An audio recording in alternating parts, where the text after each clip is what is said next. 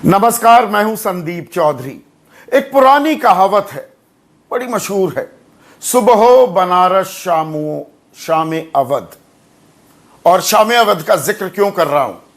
आज शाम 7 बजे दरअसल मैं उत्तर प्रदेश की राजधानी लखनऊ में हूं। अब पीछे उतनी जगमगा तो नहीं रही लखनऊ नगरी, लेकिन शाम बड़ी खूबसूरत है, यह मैं आपको बता सकता हूं। और आज इस खूबसूरत शाम के मौके पर मैं बात करूंगा किसानों की। किसान जो 10 महीने में 6 दिन बचे हैं, आंदोलित हैं कि तीनों कृषि कानून निरस्त किए जाएं, रद्द किए जाएं और न्यूनतम समर्थन मूल्य को कानूनी जामा पहनाया जाए। 8 महीने से बातचीत भी बंद है और सरकार ने यह साफ कर दिया है कि वो कानून वापस नहीं लेने वाली है। हां, बातचीत करने को वो तैयार है, लेकिन बातचीत हो नहीं रही। लेकिन पिछले कुछ दिनों में जो घटनाक्रम बदला है, अब सूत्रों के हवाले से खबर आ रही है कि सरकार न्यूनतम समर्थन मूल्य को कानूनी जामा पहनाने पर गंभीरता से विचार कर रही है। और इसकी सबसे बड़ी वजह है आने वाले 6 महीनों में जो चुनाव होने वाले हैं, 5 राज्यों में विधानसभा चुनाव, और उनमें सबसे अहम उत्तर प्रदेश, जिसकी राजधानी में मैं बैठा हूं, और पंजाब, जहां पर पिछले 3 दिनों से जबरदस्त उथल पुथल मची। चरणजीत सिंह चन्नी आखिरकार मुख्यमंत्री बनाए गए। एक दलित को पंजाब में चेहरा बनाया गया। कैप्टन अमरिंदर सिंह का पत्ता काट दिया गया।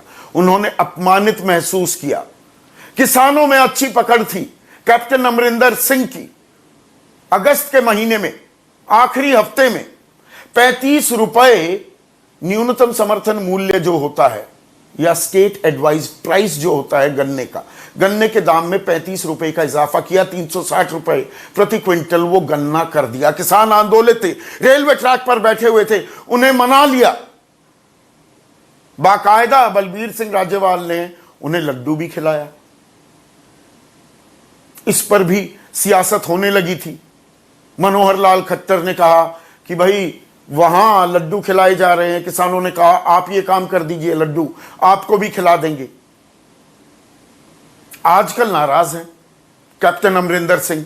कयासों का बाजार यह भी गर्म है कि अपनी ओर खींच लिया जाए। बीजेपी के अंदर लोग ये भी कोशिश कर रहे हैं, उन्हें रिझाने की भरपूर कोशिश है कि हमारे पास आ जाइए, किसानों में आप लोकप्रिय हैं, हम न्यूनतम समर्थन मूल्य को कानूनी जामा भी पहना देंगे।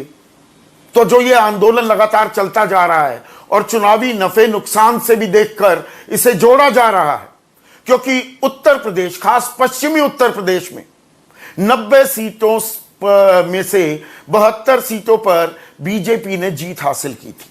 और यहां दबदबा है, असर है किसान आंदोलन का। यह सरकार भी जानती है। हालांकि वो लगातार यह दावा कर रही है कि मुट्ठी भर किसान है। और शिरोमणि अकाली दल ने बीजेपी का दामन पिछले साल किसानी के मुद्दे पर ही सितंबर के महीने में छोड़ दिया। तो जो जमीन थी बीजेपी की, जितनी भी जमीन थी, वो भी खोने की पूरी आशंका है पंजाब में।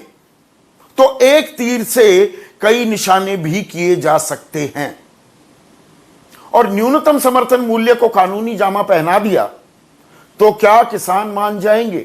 क्योंकि भारतीय किसान संघ, जो राष्ट्रीय स्वयंसेवक संघ से जुड़ा हुआ संघ है, वो भी एमएसपी को लेकर आंदोलित है।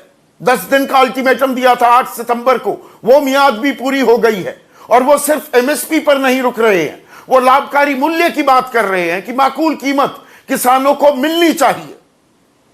अब कहने वाले कहते हैं कि नहीं, अगर एमएसपी को कानून बना दिया, सरकार पर 17 लाख करोड़ रुपए तक का भार बढ़ जाएगा।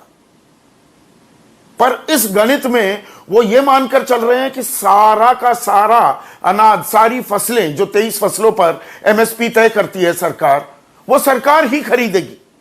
जबकि खुद सरकार, यानी कि प्रधानमंत्री मोदी, गृह मंत्री अमित शाह, बीजेपी के अध्यक्ष जेपी नड्डा लगातार कहते आए हैं कि एमएसपी था, है, रहेगा।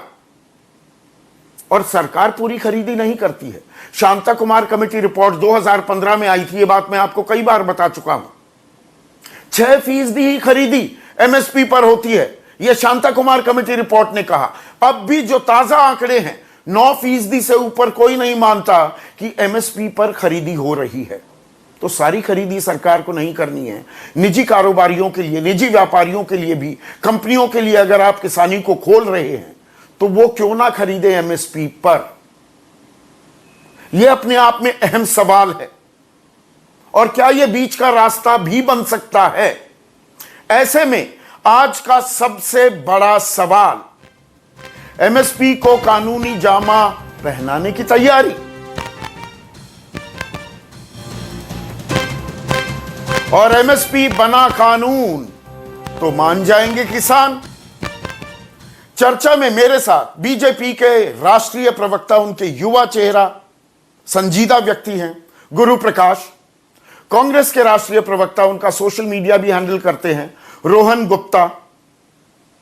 बद्री नारायण चौधरी, भारतीय किसान संघ के महासचिव, जिसका मैंने अभी जिक्र किया, भारतीय किसान संघ राष्ट्रीय स्वयंसेवक संघ से जुड़ा हुआ है।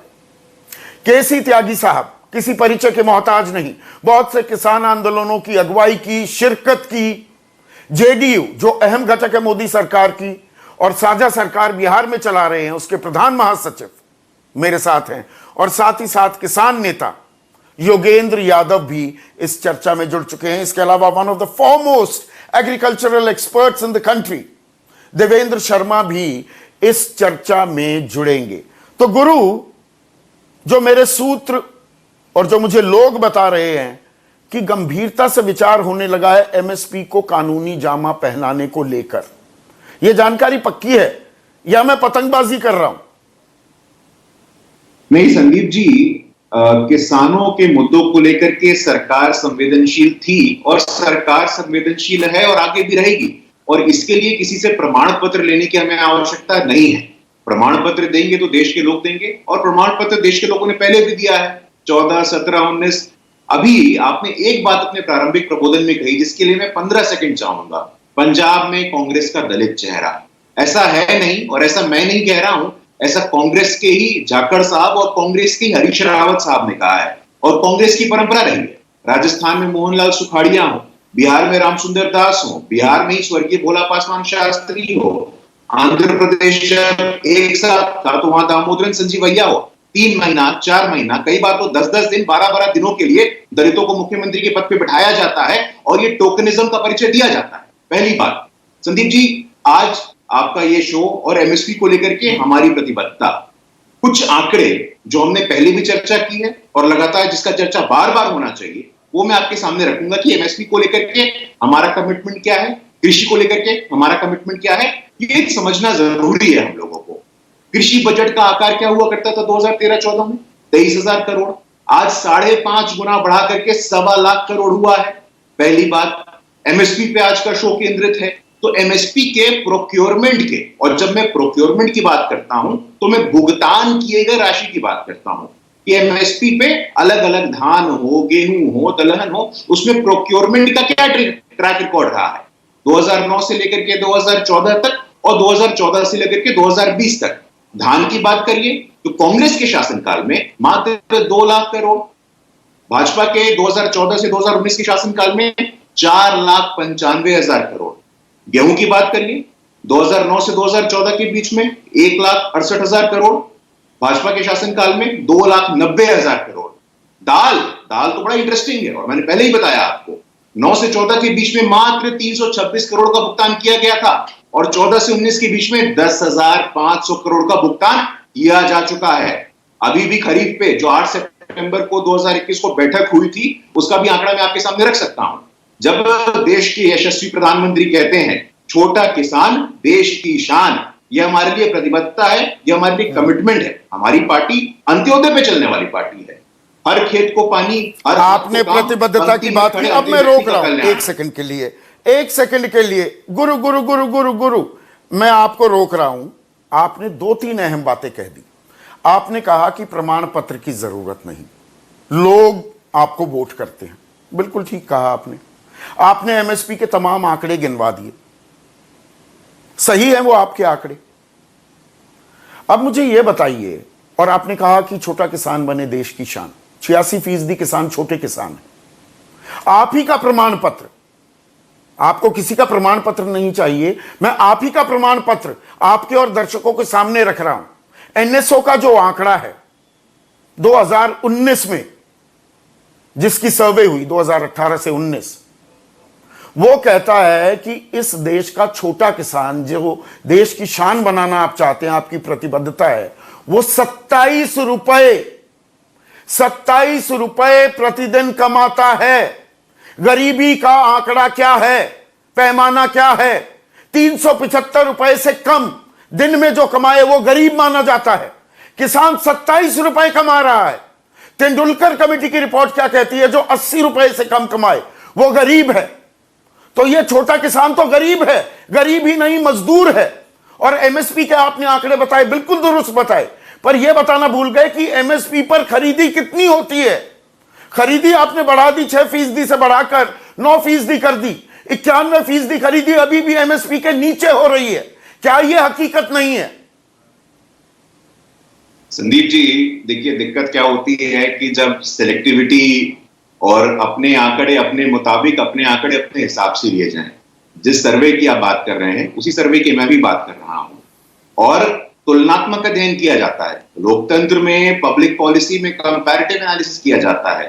फार्म इनकम, और आप बताइए अगर मैं गलत बोल रहा हूं तो आपके शो पे 2012-13 से लेकर के 2018-19 में वही सर्वे कहता है कि फार्म इनकम रोज बाई 16%, 16% की बढ़ोतरी हुई है। इस बात को स्वीकार करिएगा कि नहीं करिएगा? CAGR उसको कैलकुलेट करके देखा जाए तो वो भी बढ़ा है 3.6%। तमाम ऐसे आंकड़े हैं, जिस आंकड़े की बात कर रहे हैं मैं उसी आंकड़े की बात कर रहा हूं। उसी का SAS रिपोर्ट भी है। Average income of agriculture house hold वो भी बढ़कर के 10,218 हुआ है। इसीलिए सेलेक्टिवली देखना, और कोई आज की समस्या तो है नहीं। देश के श्रमिकों पर, देश के छोटे किसानों पे बात हो लगातार। नहीं, मैं सिलेक्टिवली नहीं देख रहा हूं, मैं एक मुकम्मल तस्वीर पेश कर रहा हूं। आप भी कुछ आंकड़े पेश कर रहे हैं, मैं ये नहीं कह रहा गलत आंकड़े हैं।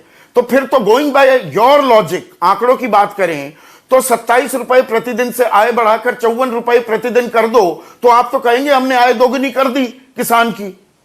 फिर तो यह तर्क भी दिया जाएगा, पर इस तर्क से किसानों का भला हो रहा है क्या? सवाल वहां अटका हुआ है। अब संदीप जी, तो 1947 से लेकर के 2014 तक अगर ये 27 रुपए था और वो बढ़कर के 54 रुपए हो गया, तो ये किसके ऊपर टिप्पणी है? ये कमेंट किसके ऊपर है? भारतीय जनता पार्टी के ऊपर है क्या? ये शुद्ध रूप से सिर्फ भाजपा के पिछले 7 वर्षों में नहीं, अभी 27 है, मैं कह रहा हूं 54 हो जाए तो कह देंगे दोगुना हो गया। नहीं, ये एवरेज, ये सम ऑफ एवरेजेस हम लोग नहीं करते हैं। हम लोगों ने कहा है आज तक छोटे किसान की चिंता कौन करता था? किसान को पेंशन मिले, ये कौन चिंता करता था? किसान सम्मान निधि की योजना से 1.5 लाख करोड़ 11 करोड़ किसानों के खातों में गए, नहीं गया तो आप बताइए मुझे। किसान मानधन योजना से जो श्रमिक हमारे सीनियर सिटीजन हो जाते हैं उनके लिए पेंशन की योजना हो, यदि उनका किसी कारणवश देहावसान हो जाए, डेथ हो जाए, तो उनकी इमीडिएट स्पाउस को उनकी चिंता की गई है लगातार। वो चाहे अगर किसान को उसकी मेहनत की माकूल कीमत मिल जाए, लाभकारी मूल्य मिल जाए, तो ना 3,000 रुपए की पेंशन मांगता है किसान, ना वो कर्ज माफी मांगता है। वो कहता है मेरी मेहनत की कीमत दे दो। एमएसपी पे संदीप जी आपने कहा, एमएसपी से कौन लाभान्वित होता है हम सब जानते हैं, और एमएसपी पे बढ़ोतरी का आंकड़ा मैंने आपके सामने रख दिया है। मेरे आंकड़े नहीं, आशीष बहुगुणा जो कि सचिव रहे हैं, फॉर्मर सेक्रेटरी हैं एग्रीकल्चर डिपार्टमेंट में, उनके आंकड़े थे जो आपने स्वीकार भी नहीं, किया है। दिक्कत कहां है? मेरे मूल सवाल का अभी जवाब नहीं मिला। गुरु, क्या सरकार गंभीरता से सोच रही है एमएसपी को कानूनी जामा पहनाने पर? क्योंकि 2011 में working group on consumer affairs के अध्यक्ष होने के नाते मौजूदा प्रधानमंत्री, तब गुजरात के मुख्यमंत्री थे, तत्कालीन प्रधानमंत्री मनमोहन सिंह को इसी बाबत चिट्ठी लिखी थी कि वैधानिक दर्जा दिया जाए। तो इस पर सोच विचार हो रहा है क्या? मेरे सूत्र कह रहे हैं हो रहा है। नहीं, देखिए संदीप जी, इस पे सोच विचार ये तो सरकार का अपना आंतरिक मामला है, और मैं आश्वस्त हूं कि किसानों को लेकर के, किसानों की आवश्यकताओं को लेकर के ये सरकार संवेदनशील थी, है और आगे भी रहेगी। और लगातार हमारे ट्रैक रिकॉर्ड में, हमारे 7 वर्षों के कार्यकाल में हम लोगों ने अपने काम के माध्यम से दिखाया है, और देश की जनता ने अपने प्रमाण पत्र के माध्यम से हमें सपोर्ट भी किया है।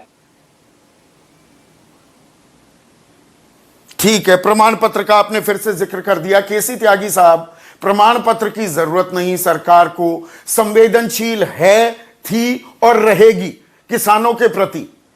पर घूम फिर कर बात यह आती है कि किसानों को अब यह आंकड़ा बता दिया गया, 4 लाख करोड़ की फसल के बजाय इस बार खरीदी 8 लाख करोड़ की कर दी, हमने इतना बढ़ा दिया।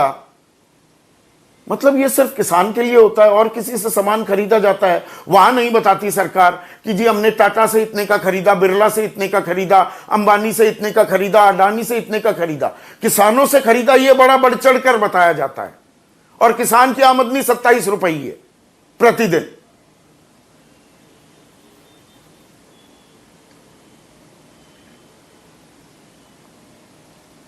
मैं संदीप जी आपके ओरिजिनल सवाल पर आना चाहता हूं। और मैं पहले बद्रीनारायण चौधरी जी को कई दिन के बाद ये मिले हैं, इनका मैं धन्यवाद भी करना चाहता हूं, मुबारकबाद भी देना चाहता हूं कि इन्होंने भी प्रदर्शन करके धरना रख के इन सवालों को और मजबूत करने का प्रयास किया। हम उन लोगों में से नहीं कि हमारी लड़ाई को अगर कोई सपोर्ट करे तो हम उसमें मात्रा भेद करें।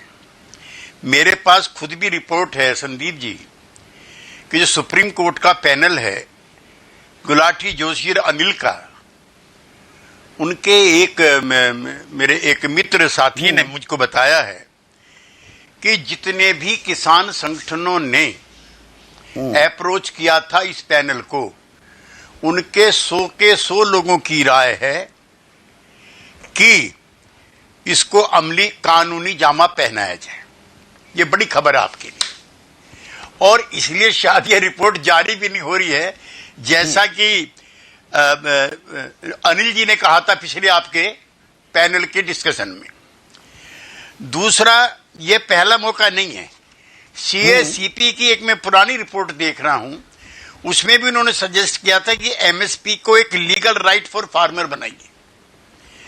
तीसरा, नरेंद्र तोमर का भी मैं एक पुराना देख रहा हूं बयान, that he has not ruled out law for guarantee of MSP. Number 4, 11 अगस्त को जो मेमोरेंडम दिया है बद्री जी ने, उसमें भी इन्होंने खुद स्वीकार किया है। मैं इनका बार बार जिक्र इसलिए कर रहा हूं कि उस व्यवस्था के ये भी रिप्रेजेंटेटिव हैं कि जो cost based, not getting cost based remunerative price for producers.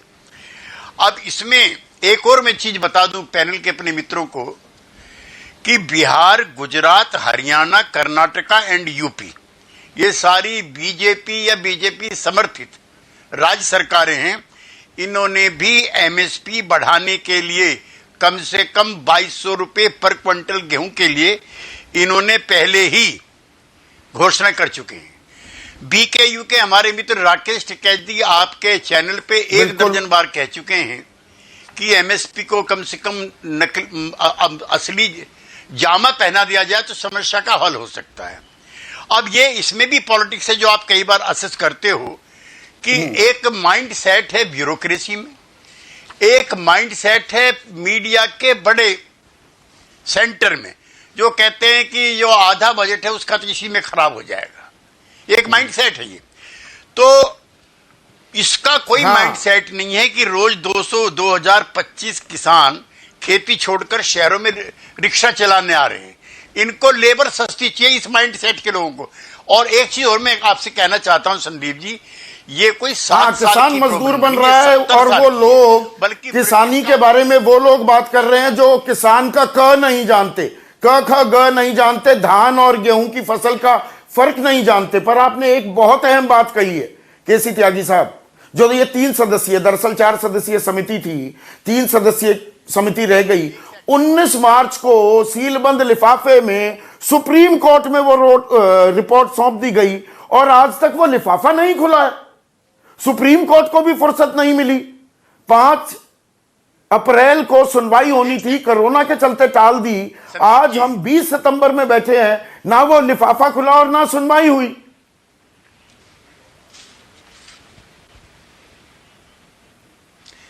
Sandeep ji, pizza के दाम बढ़े, दवाई के दाम बढ़े और आपका जहाज का किराया बढ़े, दाम बढ़ने पर कोई हंगामा नहीं। यहां प्याज के दाम बढ़ने पर सरकार चली जाती है, गेहूं, प्याज, आलू, टमाटर, दूध के दाम बढ़ने पर हंगामा होता है। अब मैं एक और नई चीज आपके पैनल पे कहना चाहता हूं, मेरे मित्र बैठे हैं, योगेंद्र जी भी विद्वान हैं। मक्का इस समय बाजार में 18 से लेके 20 रुपए किलो बिक रही है, और कॉर्नफ्लेक्स क्या भाव है? आप तो आज 5 स्टार होटल में हैं लखनऊ में, सुबह खाएंगे 400 रुपए किलो। मक्का हमारे घर की 20 रुपए किलो, जो सुबह नाश्ते में लेंगे आप कॉर्नफ्लेक्स, वो 400 रुपए किलो। पॉपकॉर्न 250 रुपए किलो, स्वीट कॉर्न 150 रुपए किलो, गेहूं हमारा आज की तारीख में 20 रुपए किलो, दलिया 60 रुपए किलो, ब्रेड 150 रुपए किलो, ओट्स 75 रुपए किलो, और एक जो अंग्रेजों ने बनाया कैलोग्स करके कोई, वो 250 रुपए किलो जो कल सुबह को आपको मिलेगा। सरसों का मेरे पास है, दूध का मेरे पास है।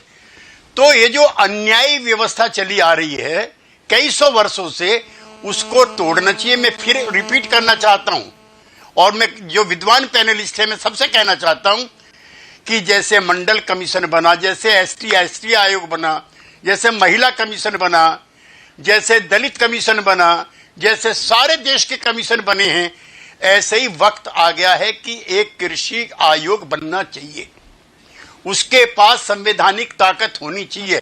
खबरदार अगर इसकी किसी बात कृषि आयोग की छोड़िए, commission agricultural cost and prices, जो सीएसीपी है केसी त्यागी साहब, वो भी एक स्टैट्यूटरी बॉडी नहीं है, वो भी अपने आप में स्टैट्यूटरी बॉडी नहीं है, कोई बाइंडिंग नहीं है, जो वो एमएसपी के दाम का निर्धारण भी करते हैं। लेकिन बद्री बाबू, मुझे ये बताइए, केसी त्यागी साहब ने बड़े तफसील से कई बातें कही हैं। आपने 8 सितंबर को 10 दिन का अल्टीमेटम दिया था सरकार को। पहले आपने अगस्त में चिट्ठी लिखी थी कि हम 8 सितंबर से आंदोलन करेंगे। आज तो वो 10 दिन का अल्टीमेटम भी खत्म हो गया। तो क्या लाभकारी मूल्य मिलेगा, या सरकार ने कुछ आपको फीलर्स दिए हैं कि कानूनी जामा हम पहनाने की कुछ तैयारी कर रहे हैं, थोड़ा और रुकिए अपने आंदोलन को लेकर?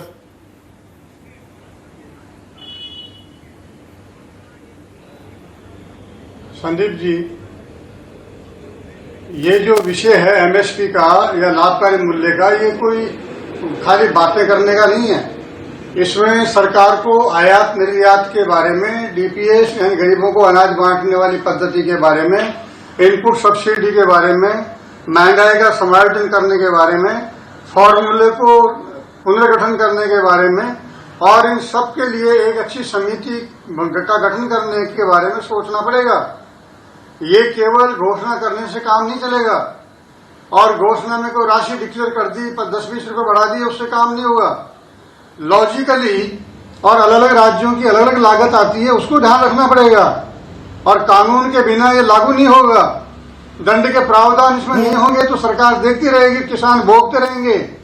अभी भी किसान लाइनों में लगे रहते हैं, ट्रैक्टर लेकर के व्यापारी के ट्रक चल जाते हैं, काम एमएसपी कांटे पर पहुंच जाते हैं, रात के टाइम पर सब काम हो जाता है। इस एमएसपी ने हमारे देश की गुणवत्ता युक्त उत्पादन को खराब कर दिया। यहाँ गधे और घोड़े एक ही भाव बिकते हैं। कोई किसान अपने उत्पादन को अच्छी क्वालिटी के ऊपर क्यों बढ़ाए, रेट तो एक ही है। इसलिए इसके बहुत सारे माइनस पॉइंट हैं, उनके ऊपर विचार नहीं किया तो इन सब का समाधान नहीं होगा। समग्र विचार करना ही पड़ेगा, तब तो मैं मानता हूं, मैं समझूंगा कि हर पक्ष को इसमें लाभ होगा, न केवल सरकार को बल्कि उपभोक्ता को भी होगा और किसान को भी होगा। इसलिए सरकार चाहे कुछ भी कहे, हमारा मानना यह है कि इसके ऊपर समग्र विचार करने की नीति के ऊपर सरकार को आना होगा। केवल नीति आयोग के या वैज्ञानिकों की सलाह से काम नहीं बनेगा। यहाँ प्रत्यक्ष जो भुगतभोगी हैं, भारतीय किसान संघ से सरकार ने कोई सलाह मशवरा किया है? लाभकारी मूल्य को लेकर आपसे कोई सलाह मशवरा किया है बद्री बाबू सरकार ने? अभी कोई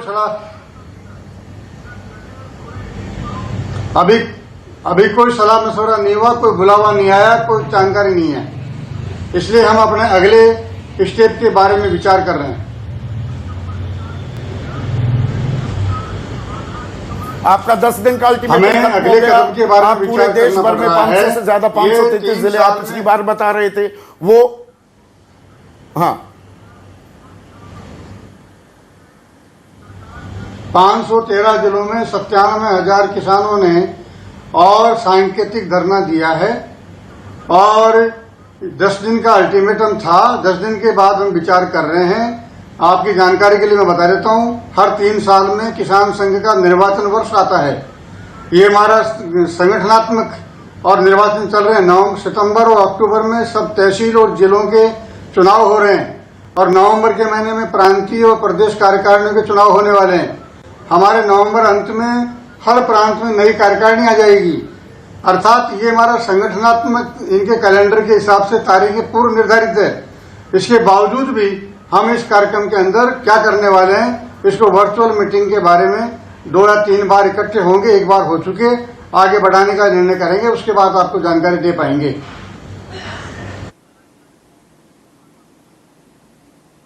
तो 2 टूक आप कह रहे हैं लाभकारी मूल्य मिलना चाहिए, पर यहां पर योगेंद्र यादव जो सरकार और बहुत से कृषि के जानकार या मैं तथाकथित जानकार भी कह दूं, ये सवाल पूछना जरूरी हो जाता है। 17 लाख करोड़ का आप बोझ डाल देंगे। सरकार के पास कोई खजाना है, कोई जादुई छड़ी है कि छड़ी घुमा दी और सारा अनाज आपका खरीद लेंगे? सरकार की भी तो एक सीमा है कि वो कितनी खरीदी कर सकती है।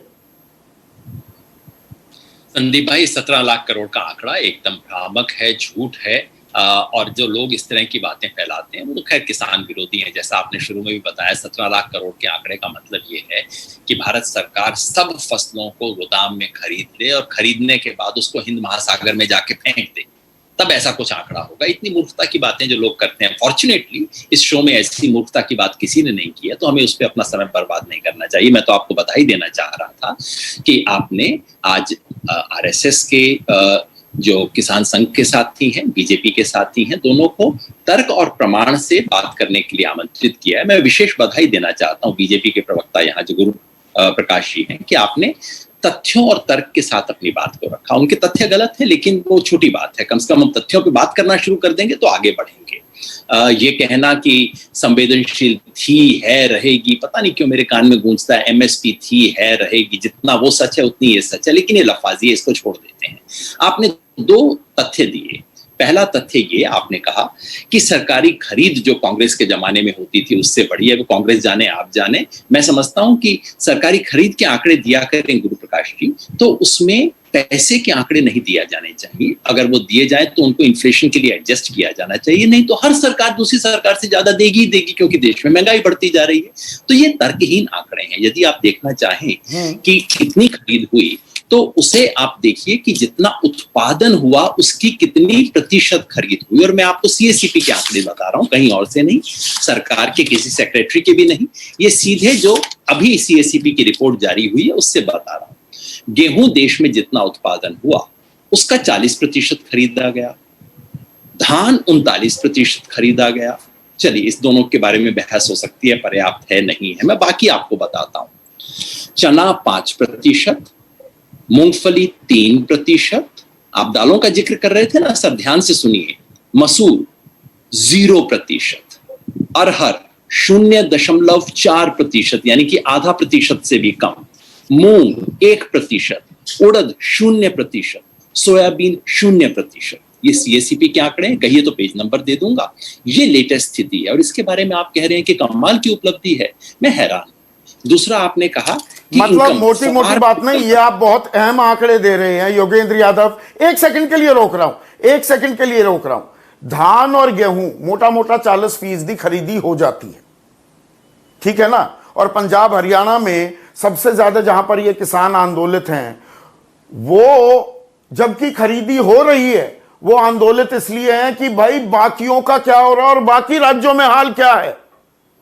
ये तो 3% से भी कम है, यानी कि 2 फसलों को हटा दें तो बाकी 21 फसलों में खरीदी दरअसल 5% से भी कम है, और 5 क्या 3% से भी कम है। यह सीएससीपी का आंकड़ा कह रहा है, आप यही बता रहे हैं ना?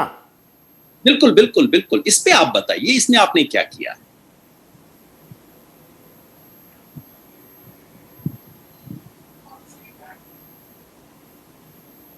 गुरु रिस्पॉन्ड करेंगे इस पे?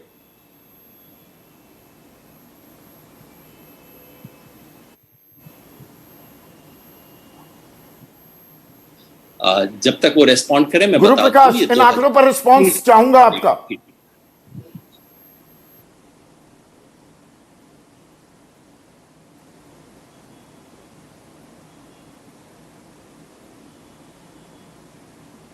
कि किसी की अपनी कोई कस्टोडियन नहीं। ऑडियो में कुछ दिक्कत आ रही है, आप अपनी बात जारी रखिए योगेंद्र।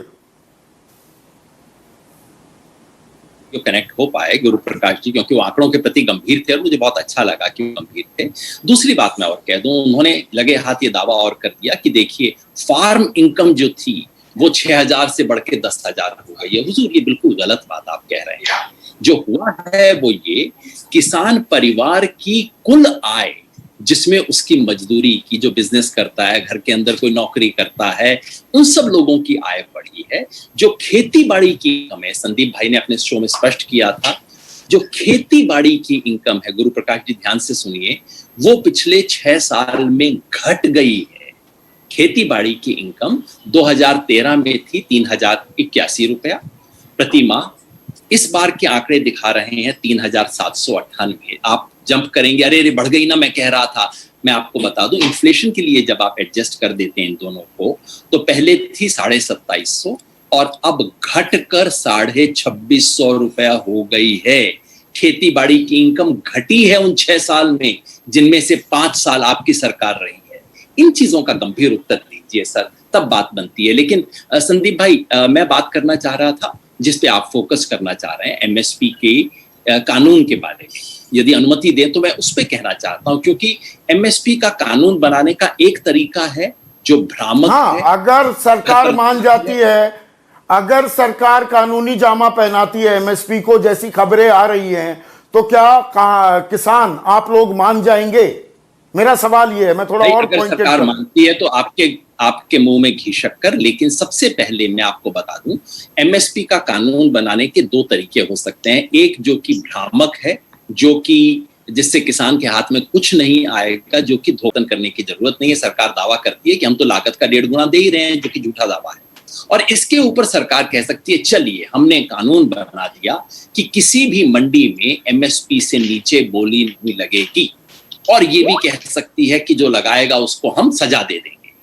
अगर केवल इतना कहा, यानी कि ये नहीं कहा कि खरीद करेगी, सरकार की जिम्मेवारी जीरो, सरकार ने अपनी जेब में हाथ नहीं डाला, सिर्फ इतना कह दिया कि चलिए जो जिसने एमएसपी से नीचे खरीदा उसको हम सजा दे देंगे। अगर ऐसा होता है तो किसान के साथ धोखा होगा।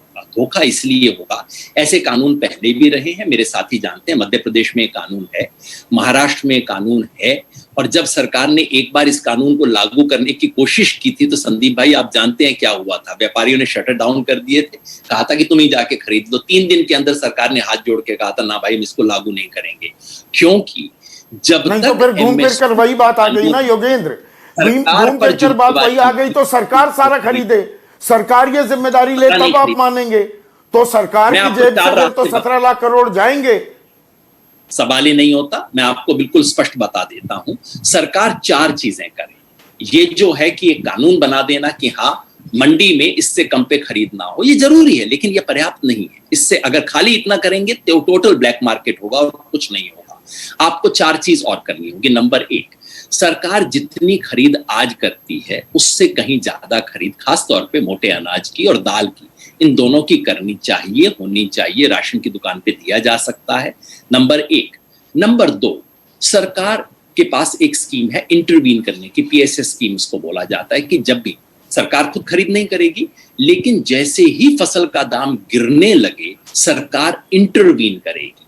स्कीम है, लागू कतई नहीं होती। और ये आप फिर सीएसीपी के आंकड़े देख लीजिए जो स्पष्ट बताते हैं। सरकार ने खुद, सीएसीपी की इस बार की रिपोर्ट कहती है कि इतना टारगेट था, कहीं पे भी टारगेट अचीव नहीं किया गया है। सरकार को जहां इंटरवीन करना चाहिए, होता ही है संदीप भाई कि सरकार पूरी फसल ना खरीदे, सरकार 2% 5% खरीद लेती है। इतने में 20 सेकंड में बाकी 2 पॉइंट भी पूरे कीजिए।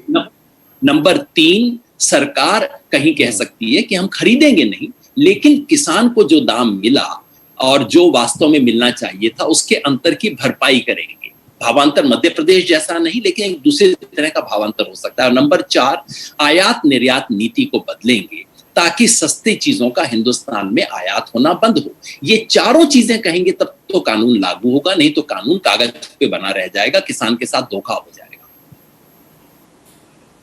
मुझे ये बताइए रोहन गुप्ता, ये देखिए हम चर्चा कर रहे हैं, कुछ बातें निकल रही हैं, गुरु अपने फैक्ट्स दे रहे हैं, योगेंद्र यादव कुछ बता रहे हैं, बद्री नारायण चौधरी ने अपनी बात रखी, केसी त्यागी ने रखी। और हम लगातार पिछले 2-3 महीनों से देख रहे हैं production linked incentive, auto sector को, टेक्सटाइल सेक्टर को, टेलीकॉम सेक्टर को। कॉरपोरेट इंडिया के लिए वो परेशानी में होता है। सरकार बड़ी संजीदा और संवेदनशील, जो शब्द इस्तेमाल किया गुरु ने, वो दिखाई देती है कॉरपोरेट इंडिया के लिए और होनी चाहिए। पर यह संवेदनशीलता किसानी के मुद्दे पर क्यों नहीं दिखती? ना आपकी सरकारों में दिखती थी, ना इस सरकार में दिख रही है। देखिए संदीप जी, जो भाजपा प्रवक्ता ने अपनी बात की शुरुआत की और अपने आप को जो प्रमाण पत्र दिया, वो प्रमाण पत्र तो 10 महीने से हम देख ही रहे हैं कि किसानों को अपने अधिकार के लिए क्या करना पड़ रहा है। उन्होंने किसानों को देशद्रोही का प्रमाण पत्र दे दिया, इतने किसानों की मृत्यु हुई। देखिए सबसे बड़ी चीज संदीप जी, किसानों के मसले में संवेदनशीलता सरकार का होना बहुत जरूरी है। जो 3 काले कानून ये लोग लेके आए, अभी योगेंद्र जी भी बात कर रहे, सारे प्रवक्ताओं को मैं ध्यान से सुन रहा था। सबसे बड़ी उस तीनों कानूनों में अगर आप सरकार की गलती देखें तो उनकी नीयत में खोट। जैसे मैं बताऊं कि जो होर्डिंग की बात है, एसेंशियल कमोडिटी एक्ट, वो जो उन्होंने लिमिट हटाने की जो बात की, कहीं ना कहीं सरकार की नीयत उसके सामने दिख रही थी कि किसानों के फेवर में ये 3 काले कानून नहीं है। आज जो एमएसपी की आप बात कर, अच्छी बात है कि किसानों का अधिकार है। इस सरकार ने वादा किया था कि उनकी आय दुगनी करेंगे, पर जो योगेंद्र जी कह रहे थे, दूसरे प्रवक्ता कह रहे थे कि इस सरकार की जब नीयत में खोट है, जब ये कानून लेके आएंगे तो उसका इंप्लीमेंटेशन कैसे करना चाहते हैं वो इंपॉर्टेंट है। आज सिर्फ मंडी में इस कानून को कंपल्सरी मैं नियत की तमाम सरकारों की नीयत पर सवाल उठा रहा हूं रोहन, मैं तमाम सरकारों की नीयत पर सवाल उठा रहा हूं। 1967-68 में, एक सेकंड सुनिए ना, 67-68 में मैं आपको समय दूंगा ना, 67-68 में एमएसपी इजाद हो गई थी। आपकी सरकारें कितने साल तक रही उसके बाद? वो तब कानूनी जामा क्यों नहीं पहनाया गया और ना आज पहनाया जा रहा है? सवाल सरकारों की नीयत का है, सिर्फ आज की सरकार नहीं, पुरानी सरकारें भी। देखिए संदीप जी, मैं मेरी बात को खत्म कर लूं, फिर आप और कोई सवाल हो तो करिएगा। देखिए, जब तक कांग्रेस पार्टी की सरकारी संवेदनशीलता की बात हो, आज तक इतना बड़ा आंदोलन तो नहीं हुआ है। वो किसानों के जो कर्ज माफी की बात, एक शॉर्ट टर्म मेजर, मैं मानता हूं ये लॉन्ग टर्म मेजर नहीं है, पर कम से कम संवेदनशीलता तो कांग्रेस पार्टी की सरकारों ने दिखाई थी। ये तो कभी नहीं हुआ कि किसानों को मरने पे मजबूर किया गया, उनको लाठियां मारी, उनको देशद्रोही कहा। सबसे बड़ी चीज है जो 3 काले कानून ये सरकार लेके आई थी, आमदनी दुगनी होने की बात छोड़ दी, जो आमदनी थी वो भी कम हो गई। जो योगेंद्र जी ने आंकड़े दिया कि 2013 में 3081 रुपए, मैं भी वो आंकड़े लेके बैठा हूं। अगर वो इनकम थी, इन्फ्लेशन का हम एडजस्टमेंट भी करते हैं, अगर नॉर्मल इन्फ्लेशन भी करता हूं, तो कम से कम 6-7 साल में वो आज इनकम बेसिक कुछ नहीं करती है सरकार, तो भी वो डबल हो गई होती। पर कुछ देने की बात जाने दीजिए, कुछ लेने की बात है, इसीलिए इसको सूट बूट की सरकार कहा जाता है। जब बड़े उद्योगपति का लाखों करोड़ का उनका ऋण माफ हो सकता है, तो छोटे किसानों के लिए सरकार संवेदनशील क्यों नहीं? क्योंकि कहीं ना कहीं अब ये 5 राज्यों के जब चुनाव आ रहे हैं, जिस प्रकार से किसान अपने अधिकार के लिए लड़ रहे हैं, इस सरकार को लग रहा है कि उनकी सत्ता खतरे में आ रही है। आज तक 10 महीने तक तो उन्होंने बात की नहीं। अगर शायद वो एमएसपी की बात पहले करते तो किसान उनके साथ बैठते, कुछ ना कुछ रास्ता निकलता। नहीं, उनको तो अपना जो थोपना था किसानों पे, वो किसान माने नहीं। अब लगा कि जब जमीन के पैरों तले की जमीन खिसक रही है, 5 राज्यों के चुनावों में उसका असर दिखने लगा है, तब जाके ये डिस्कशन की बात कर रहे हैं। मेरा सिर्फ ये कहना है, देखिए ये एक टिपिकल मुद्दा है संदीप जी, एक दिन में नहीं सुलझने वाला है। कैप्टन अमरिंदर भी जाने वाले हैं क्या जी? ये जो कांग्रेस की डूबती नाव है, कांग्रेस की डूबती नाव से कैप्टन भी उतरने वाले हैं क्या? मैंने संबोधन में ये बात भी कही थी कि कैप्टन को रिझाने की कोशिश है, एमएसपी को अमली जामा पहना दिया जाए। देखिए किसको क्या रिझाता है, जनता सबसे ऊपर है और कांग्रेस पार्टी जनता के जो सेंटिमेंट्स है उससे साथ चल रही है और इसीलिए हमको पॉजिटिव फीडबैक मिल रहा है। आते ही उन्होंने क्या किया, हमारे नए मुख्यमंत्री ने आज किसानों के बिल माफ कर दिए, तो इससे बड़ी चीज आप संवेदनशीलता की आप क्या कहेंगे? मुख्य मुद्दा वही है संवेदनशीलता। किसान समझता है कि सारी चीजें एक दिन में नहीं हो सकती है, पर जिस असंवेदनशीलता से इन्होंने डील किया 10 महीने में, किसानों का कहीं ना कहीं विश्वास तोड़ दिया। ना देवेंद्र शर्मा, एक सेकंड रोहन, ये जो संवेदनशीलता की बात होती है, किसानों की बात होगी, हम किसानों के लिए चिंतित हैं जी। हमने सम्मान निधि दे दी, 2000 रुपए 4 महीने में दे दिए, फ्री बिजली कर दी या पानी में कुछ कर दिया जी, बिल माफ कर दिए। अरे मेहनत की माकूल कीमत दे दो, इन सबको देने की जरूरत नहीं है। जितनी लागत आती है किसान की, उस पर बढ़ाकर एक लाभकारी मूल्य उसे दे दीजिए। बात वहां खत्म नहीं हो जाती क्या? या हम गोल गोल घूमते रहते हैं? जलेबी नहीं, दरअसल इमरती बनती जा रही है।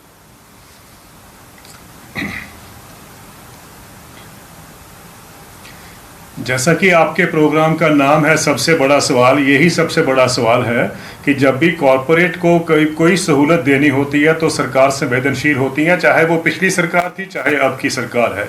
लेकिन जब भी किसान को कुछ देना होता है तब तो फिस्कल डेफिसिट बढ़ जाता है, तब ये सवाल उठता है कि पैसा कहाँ से आएगा, ये सब बातें उठती हैं। और ये अभी नहीं, ये पहले से भी होता है और अब भी हो रहा है। तो दोनों सरकारें इसमें चाहे वो दोष लें अपने ऊपर या ना लें, लेकिन सच्चाई ये है कि किसानों की फिक्र जो है वो अगर कहीं भी नजर आती तो मैं नहीं जानता कि 2018-19 का जो सिचुएशनल असेसमेंट सर्वे है वो ये कहता कि 27 रुपये प्रतिदिन किसान की जो आय उन्होंने आंकी है। या उससे पहले हम देखें जो 2016 का इकोनॉमिक सर्वे ने जब कहा था कि 17 राज्यों में यानी आधे देश में किसान की जो इनकम है वो 20,000 रुपये है, यानी महीने की 1700 रुपये से भी कम है आधे देश में, तो वो भी जो है वो रिफ्लेक्ट करता था पिछली सरकार के पीरियड का। क्योंकि आफ्टर ऑल 2016 का मतलब ये तो नहीं है कि उन्होंने उसी टाइम डाटा लेके हमारे सामने रखा था। कहने का मतलब है ये क्या कारण है कि हमारे देश में ये हम सोच के चलते हैं कि खेती को जब तक खत्म ना किया जाए, खेती को सेक्रीफाइस किया जा रहा है इकोनॉमिक रिफॉर्म्स को वायबल रखने के लिए। और ये जो प्रोसेस है ये बहुत सालों से चलता आ रहा है। पिछली सरकार के भी मंत्री कहा करते थे कि हमारी खेती में अधिक लोग हैं, उनको खेती से निकालकर शहर में लेके आना है। ये भी सरकार कहती है कि हमारे देश में गांव में अधिक लोग हैं, उनको निकालकर शहर में लेके आना। ये तो यहाँ भी पढ़ते आए हैं हम कि नीति आयोग कहता है कि 1.8% अभी माइग्रेशन का रेट है, जब 2.4% हो जाएगा तो इनकम जो है वो डबल हो जाएगी किसानों की।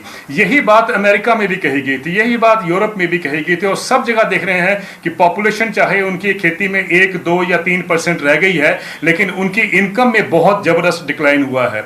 अमेरिका के यूएस डिपार्टमेंट ऑफ एग्रीकल्चर के चीफ इकोनॉमिस्ट साहब ने कहा है कि 1960 के दशक के बाद अमेरिका के किसानों की income is on A steep decline अगर हम इन्फ्लेशन को एडजस्ट करते हैं। वही बात जो युगेंद्र जी कह रहे थे कि 2013 और 2018 के बीच में डाटा को देखें, अगर हम इन्फ्लेशन को एडजस्ट करते हैं तो यहां भी हमने एक स्टीप डिक्लाइन नजर आती है किसानों के इनकम में। ये जो चीजें हैं ये ऐसा क्यों, क्या कारण है कि ये हो रहा है? नहीं, अमेरिका में तो 1965 के दाम मिल रहे हैं अभी भी। गेहूं के दाम जो हैं वो 1965 के दाम है। वहां तो सब्सिडी देती है सरकार। Devendra, correct me if I am wrong.